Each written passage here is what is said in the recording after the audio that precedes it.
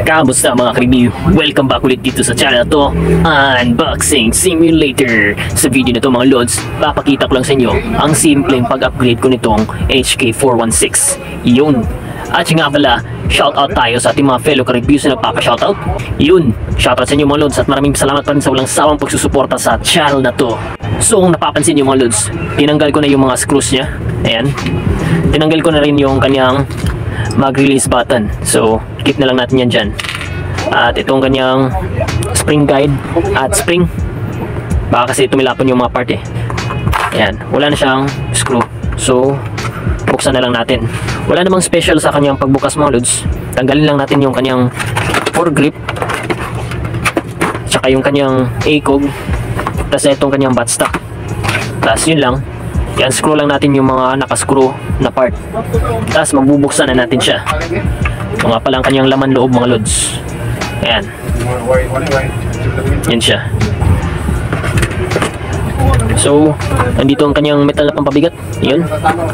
At meron din dito sa loob ng kanyang buffer tube. Ayan. So, pagmasdan natin mga lods. Ito nga pala. Ayan. Kung napapansin nyo mga lods, meron ng gap. Ayan. Naka-extend na yung kanyang spring dito. Ayan. May nilagay na kasi ako sa loob ng kanyang piston mga lods para mag-extend yung kanyang spring dito. At ayan, mas ma-pressurize pa yung spring nya kapag ilagay na natin yung kanyang spring guide dito. Ayan. So pakita ko sa inyo mamaya mga lods. Maganda nga pala ang kanyang mga lods, compression ng kanyang piston at cylinder. Tingnan nyo, tatakpan ko tong butas nito, tapos i-push ko ang kanyang piston sa loob. Ayan, napapansin nyo mga lods, bumabalik yung piston, no? Ayaw mag-push through. Ayan, dahil maganda yung compression ng hangin niya sa loob mga lods. You know? Tapos pag bibitawan ko na, ayan, lalabas yung hangin. Ayan. Indication yan mga lods na maganda ang kanyang air pump piston cylinder. Ayan. Ito nga pala yung nilagay ko sa loob mga lods. Ayan. Foam yan mga lods. Ito, yung foam. Kung meron kayo nito, pwede nyo itong gamitin, or pwede din naman mga karton mga lods. Gupitin nyo lang ng pabilog na mag-fit in dito. Tapos ilagay nyo sa loob. Huwag lang sobrahan sa laki mga lods para hindi na talaga sobrang ma-extend yung spring natin sa likod ng laruan at mailagay pa natin siya dito. Ayan. So tanggalin ko muna para makita nyo kung gaano ka laki yung nilagay ko sa loob mga lods. Ayan. Mga nasa lampas half inch yung kanyang haba mga lods. Tapos ayan, napipisa pa yan kapag na-compress na ng spring.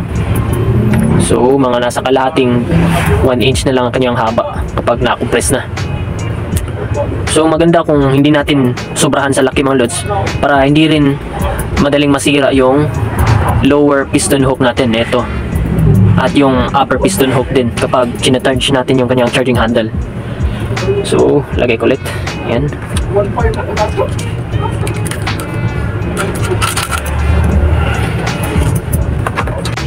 At may ginawa din nga pala ako sa kanyang barrel chamber mga lods. Ayan. May ilagay ako na electrical tape. Tanggalin ko muna. Wait lang. Yan, ay mahirap na siyang tanggalin. Yun, no? Ayan. Nilagyan ko ng electrical tape dyan. Pwede ding ibang tape yung ilagay nyo mga lods para lang magkaroon siya ng spacer dyan. At hindi na magiging loose yung barrel dito sa part na to. Nakakadagdag din yan ng airtight mga lods para hindi lalabas yung hangin sa part na to dito. Yan. Yan, hindi na siya gagalaw. Gumagalaw kasi yan mga lods.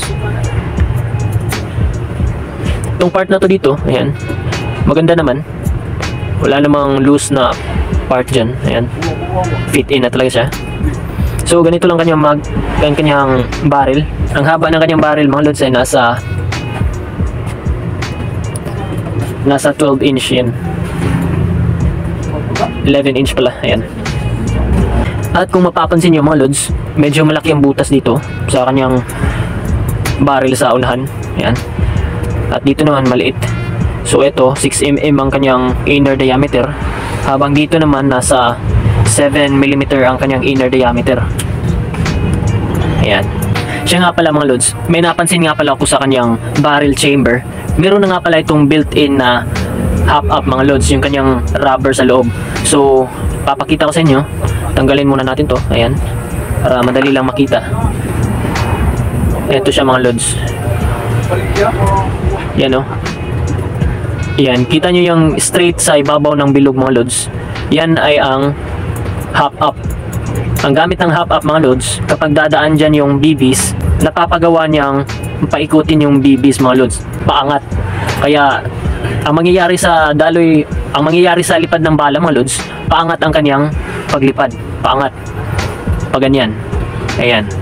Hindi kagad bababa. Dahil meron siyang hop-up mga lods.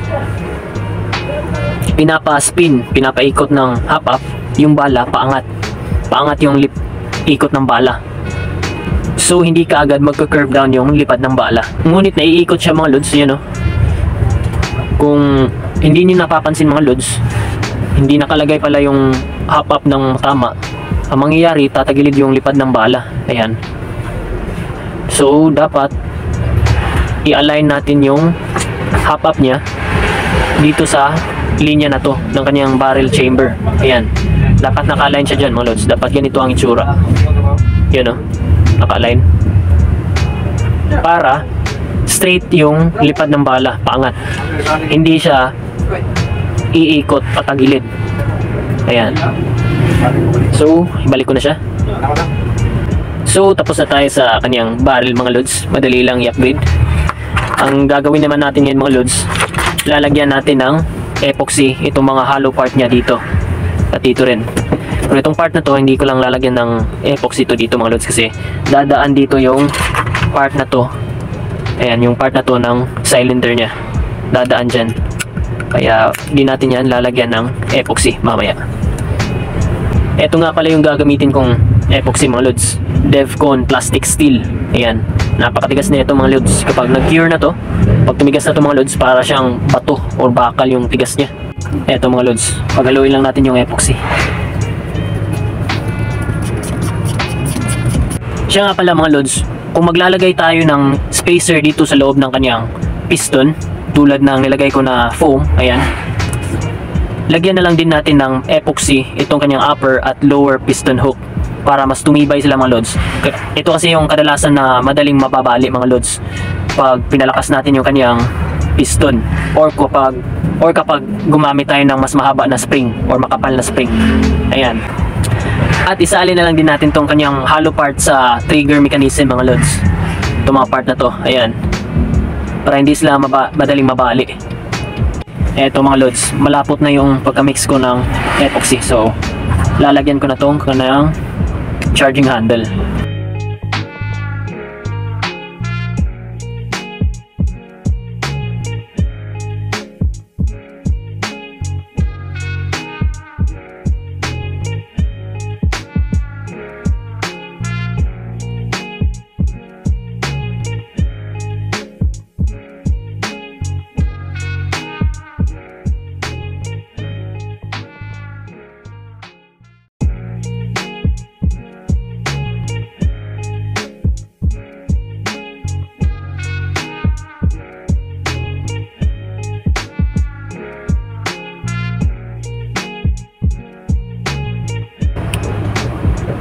Eto mga lods, ayan, tapos ko na ang lagyan mga lods. Mas maganda mga lods kung hindi umaapaw yung pagkalagay natin ng epoxy, para mamaya madali na lang nating kurtihan or lihain yung mga excess na epoxy para mag-fit in pa rin siya sa paglalagyan natin doon sa body parts niya mga lods.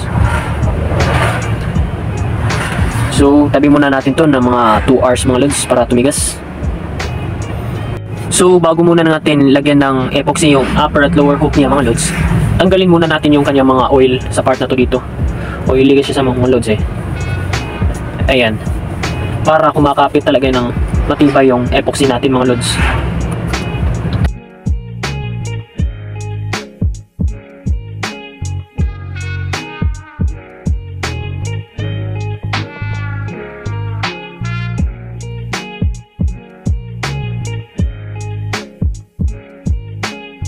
Eto mga lods, natanggal ko na yung mga oil sa loob ng hollow parts. Ayan, lalagyan ko siya ng epoxy.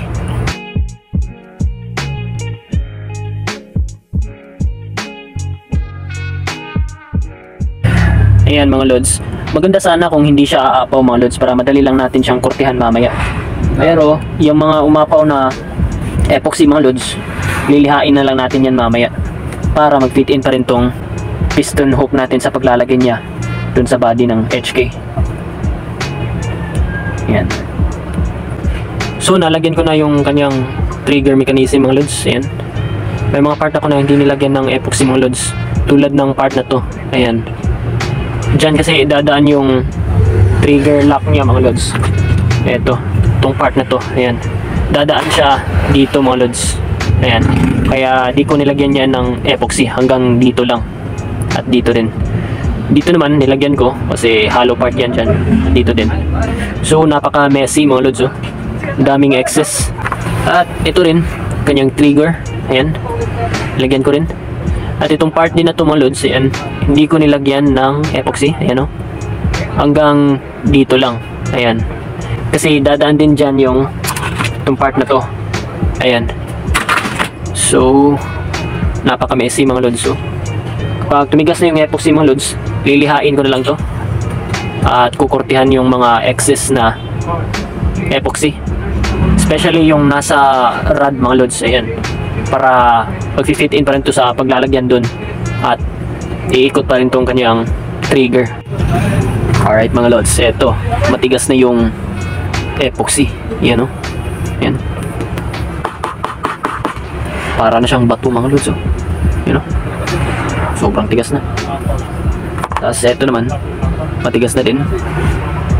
Mga around 1 hour and 30 minutes yung pagpatigas natin eto mga lods. Pero mas titigas pa to kapag 2 hours na ang nakalipas. Yan. So tanggalin ko lang yung mga excess mga lods.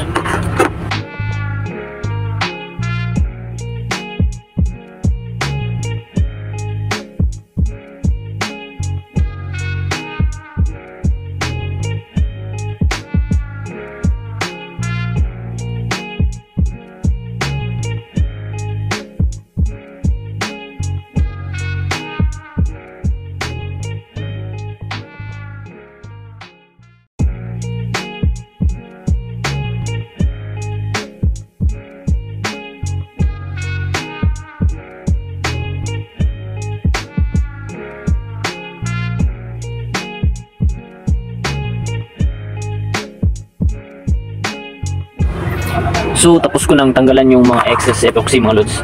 Try ko nang ikabit yung mga parts niya at tingnan natin kung gagana ba. So eto mga lods, oh, hindi siya bumabalik. Kailangan ko pang lihaan or tanggalan ng excess na epoxy yung part na to dito ng kanyang charging handle. Yung trigger naman, ayos na yung trigger niya, bumabalik naman. Oh. Yan, wala problema, itong charging handle lang. So eto mga lods, yan, bumabalik na.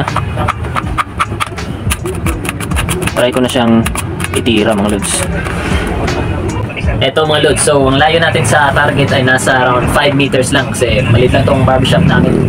Tapos dun sa labas naman, kalsada na, kaya baka may tamaan tayo kung sa labas natin ita-target yung ilalagay yung target natin. So tignan na lang natin kung kaya ba niyang butasin yung karton na makapal sa ganito ka malapit na distansya at pwede natin siya itira sa sahig mamaya mga lods. Tignan natin kung kaya ba niya makabiyak na itong precision BBs na nilagay ko. Ayun o, 0.20 pala itong nilagay ko na BBs mga lods. Yun pala ang target natin mga lods, makapal yan na karton.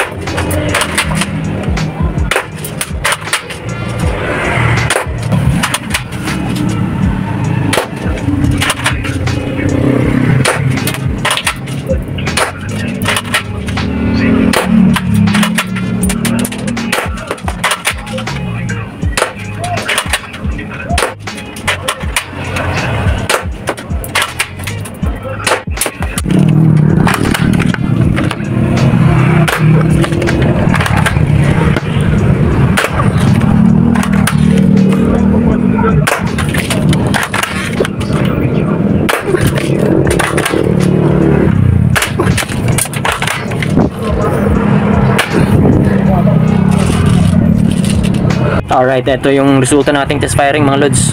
Grabe yung pasa ng karton, no?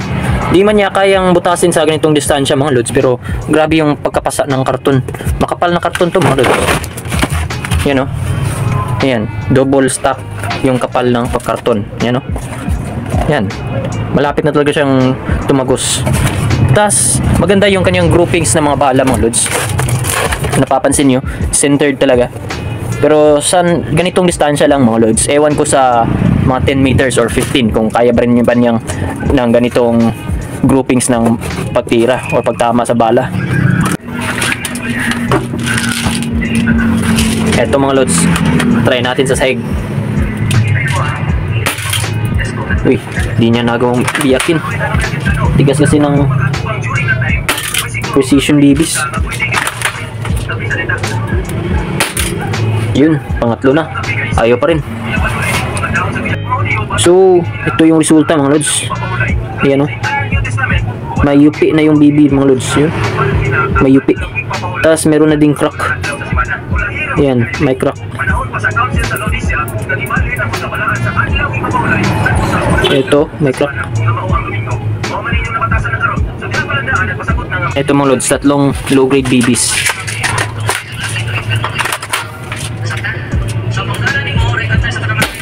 Bang, pulpog.